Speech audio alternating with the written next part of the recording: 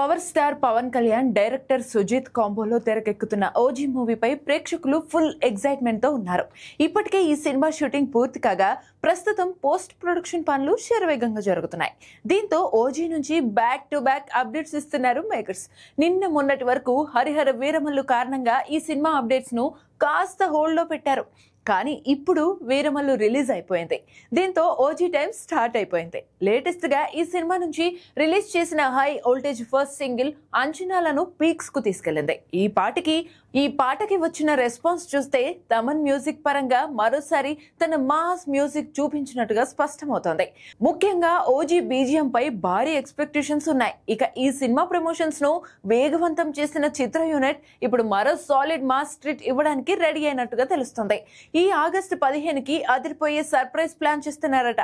OG teaser అలాగే making video లేదా మరో సాంగ్ రిలీజ్ చేసే ఛాన్స్ ఉందని ప్రచారం జరుగుతోంది.